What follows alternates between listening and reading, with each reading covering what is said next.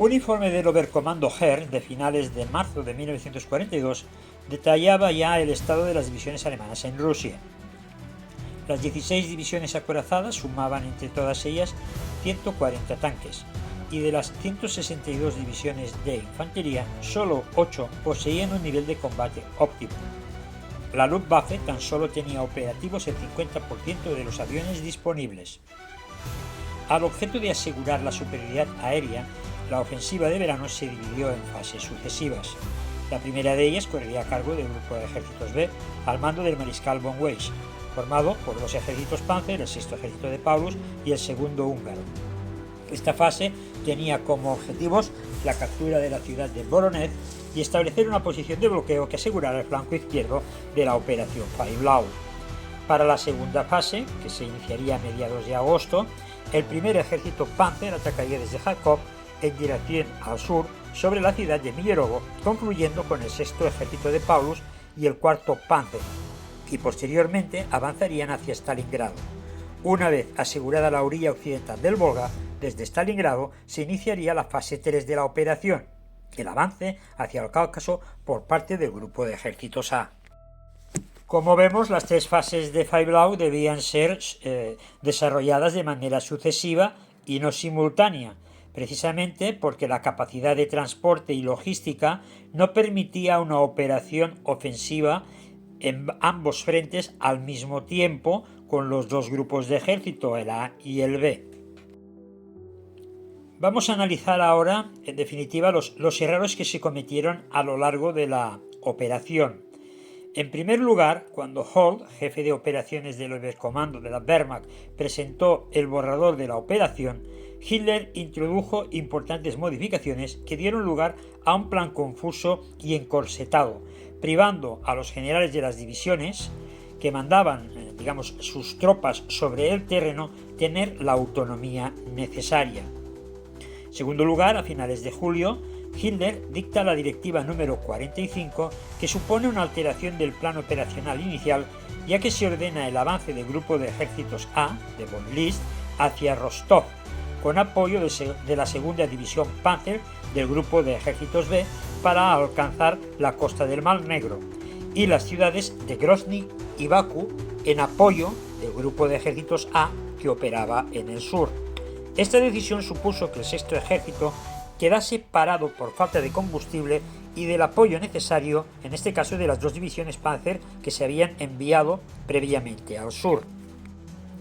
Así pues, Hitler ordenó al primer ejército Panzer y al 17 ejército de Rov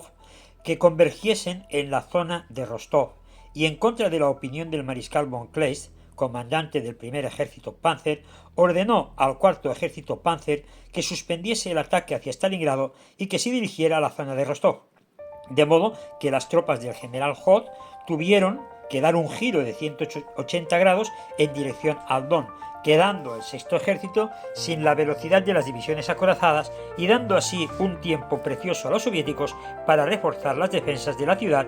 y de su sector a orillas del Volga. Al confluir ambas operaciones en los puntos de cruce del río Don, se formó un colapso antológico que dio tiempo a los rusos para evitar el cerco. En tercer lugar, el hecho de iniciar la fase 2 y la fase 3 al mismo tiempo supuso la coexistencia de ambas operaciones divergentes e incapaces de apoyarse mutuamente, estando separadas cada una de ellas por un frente sin guarecer de 320 kilómetros de distancia. Entre ambos grupos de ejércitos se extendía un espacio enorme en la estepa calmuca, cubierta tan solo por una división motorizada. Von Bock señaló este grave riesgo ante Hitler, pero a principios de julio fue destituido, haciéndose caso omiso a sus objeciones. El cuarto error de Hitler fue la apreciación, en este caso, de las fuerzas soviéticas, muy superiores a las que la inteligencia alemana había previsto, con un desfase del 75% en el número de tanques, un 80% en el de piezas de artillería y un 70% en el de aviones disponibles. Aparte, y en quinto lugar, la obcecación de Hitler por la ciudad de Stalingrado a partir del 20 de agosto, a medida que se iban intensificando los combates y la resistencia soviética, supuso un constante trasvase de divisiones desde los grupos de ejército A y B hacia la ciudad, así como del escaso apoyo aéreo. Para paliar el debilitamiento del 17 Ejército de Roh ante esta situación, se le asignó el 57 Cuerpo Panzer, pero al mismo tiempo se debilitó al primer Ejército Panzer de Kleist, de modo que también el avance sobre Grozny y los pozos petrolíferos perdió fuerza. Pese a la caída de Novorossiysk, el avance alemán había perdido ímpetu, había perdido velocidad, de modo que carecían de las tropas y los suministros necesarios para seguir por la costa del Mar Negro hacia Tuapse. De haber reforzado el eje de ataque de los pasos montañosos del Cáucaso hacia la costa, así como a las tropas del tercer ejército rumano,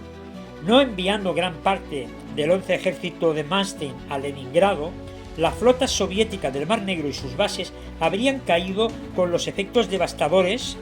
de los ataques alemanes, con unas consecuencias irreversibles para los rusos. Cuando el mariscal List solicitó refuerzos a mediados de agosto, ante Hitler pidiendo que se le asignara el cuerpo alpino italiano del general Gabriele Nazzi, ubicado en el Don,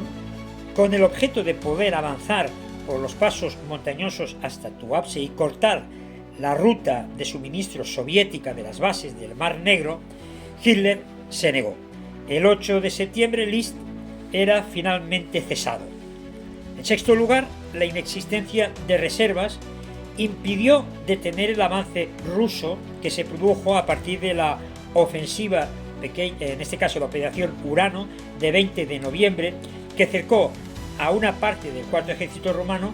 y a todo el sexto ejército alemán, y que permitió una ruptura del frente alemán en dirección a Rostov, con un gravísimo peligro de que todo el grupo de ejércitos A quedase aislado en el Cáucaso. En plena confusión por el ataque o la ofensiva soviética y con un frente totalmente dislocado, Hitler hizo cambios en los comandantes del grupo de ejércitos A y del primer ejército Panzer, así como del tercer cuerpo Panzer, lo que aún empeoró más la situación. El 16 de diciembre los rusos lanzaron la operación Pequeño Saturno contra el flanco norte del sexto ejército, donde se situaba el octavo ejército italiano y el segundo ejército rumano, con el objeto de cercar a todo el grupo de ejércitos A con la captura de Rostov y el corte, en este caso, de la ruta de evacuación de todo el grupo de ejércitos. Finalmente, von Manstein fue llamado para restablecer la situación y salvar al grupo de ejércitos A de quedar cercado en la zona del Cáucaso. Finalmente, la ofensiva Pequeño Saturno y la operación Urano costó a los alemanes más de 300.000 bajas e ingentes cantidades de material, lo que supuso un punto de inflexión en todo lo que ocurrió posteriormente a partir de 1943 en el frente del Este.